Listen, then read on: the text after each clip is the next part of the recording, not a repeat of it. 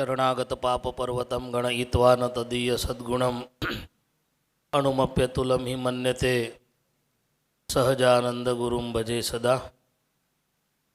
सर्वावतारी परात्पर इष्टदेव भगवान स्वामीनारायण पवित्र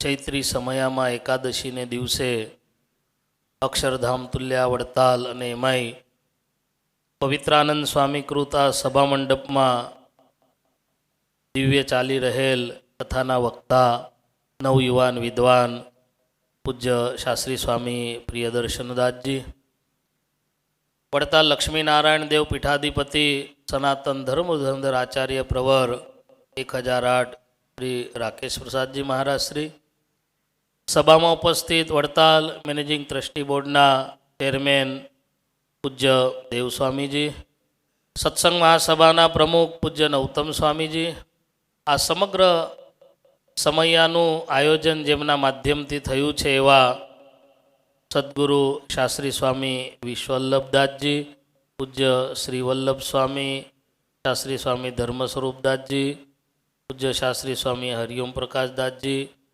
આદરણીય સર્વે સંતો, યજમાન પરિવાર, શ્રીજી મહારાજના લાડીલા સમૈયામાં આવેલા સૌ ભક્તોને ભાવથી જય સ્વામિનારાયણ।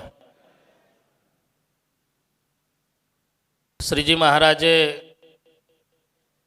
બાંધેલા બે સમૈયામાં આ ચૈત્રી સમયો, એમાં આ વર્ષ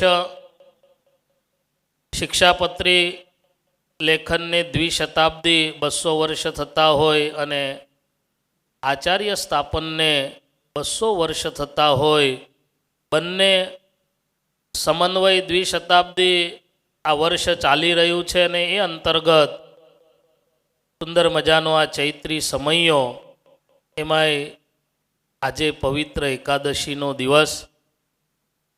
આપણે સૌ ભાગશાળી છીએ। આ પૃથ્વી ઉપર ઘણા બધા તીર્થો છે।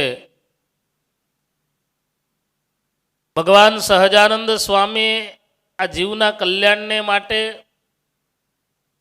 મંદિરોની સ્થાપનાઓ કરી છે। એમાંય વડતાલની વાત જ્યારે કરીએ, આ વડતાલના મહિમાની વાત, આ વડતાલની અંદર એ જ જીવાત્મા પગ મૂકી શકે છે। પૂર્વજન્મના કોઈ સુકૃત હોય એ જ આ વડતાલની ભૂમિ ઉપર પગ મૂકી શકે છે। આપણે સૌ ભાગશાળી છે, સત્સંગ ઓળખાયો, એમાંય વડતાલ જેવું મહાતીર્થ, વડતાલ જેવું ધામ આપણને મળ્યું છે અને આ પવિત્ર સભા મંડપમાં બેસી કથા વાર્તાનો યોગ આપણને મળે છે।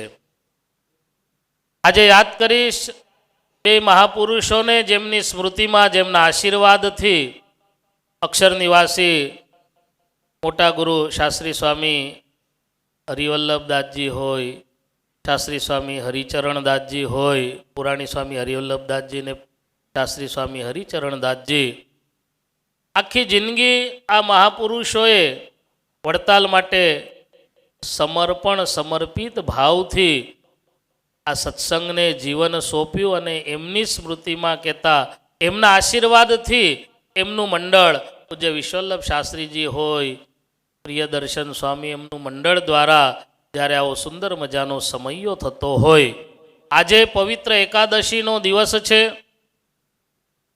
પૂજ્ય આચાર્ય મહારાજ શ્રીના હાથે 9 દીક્ષિત 5 મુમુક્ષોને આજે દીક્ષા આપવામાં આવી છે। વડતાલવાસી લક્ષ્મીનારાયણ દેવને આપણે પ્રાર્થના કરીએ, મહારાજ શ્રીના હાથે અહીંથી જેમ જાહેરાત થઈ 918 સંતો, આ 918 કઈ નાની વાત નથી। સ્વામિનારાયણ સંપ્રદાયના 200 વર્ષના ઇતિહાસમાં ભગવાન સહજાનંદ સ્વામીએ હજારો મુમુક્ષુઓને દીક્ષાઓ આપી। 500 તો પરમહંસો કહેવાય છે, પણ 2000, 3000, 4000 કેટલાય પરમહંસોને ભગવાન સહજાનંદ સ્વામીએ દીક્ષા આપી હશે।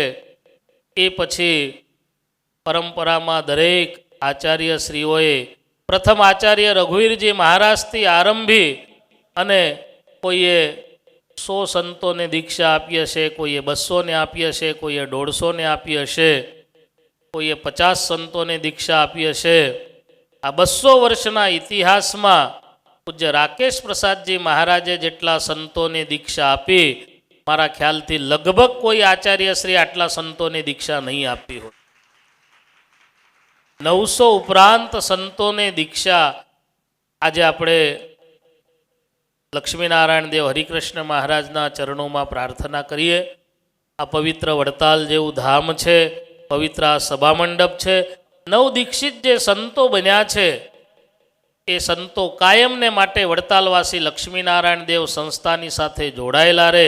કાયમને માટે જે હેતુથી પૂજ્ય મહારાજશ્રીએ દીક્ષા એમને આપી છે, કાયમને માટે એમના જીવનની અંદર એક ગુરુમંત્ર બની રહે. સંસ્થા માટે સંસ્થાનિષ્ઠ અને ગુરુનિષ્ઠ આ બંને ગુણો એ સંતોમાં આવે એવી ભગવાનના ચરણોમાં પ્રાર્થના કરીએ. વિશેષ આ સમયાની અંદર જે ભક્તોએ તન મન ધનથી સેવાઓ કરી છે એ બધાને જેમ શ્રીજી મહારાજે કહ્યું છે કે વન તેડે આ સમયામાં આવવું, કે જે શ્રીજી મહારાજ આ સમયે આવવાથી ફળની પ્રાપ્તિ થાય છે, બધાને એ ફળની પ્રાપ્તિ થાય એટલું કહી મારી વાણીને વિરામ આપું છું. બોલો સ્વામિનારાયણ ભગવાનની.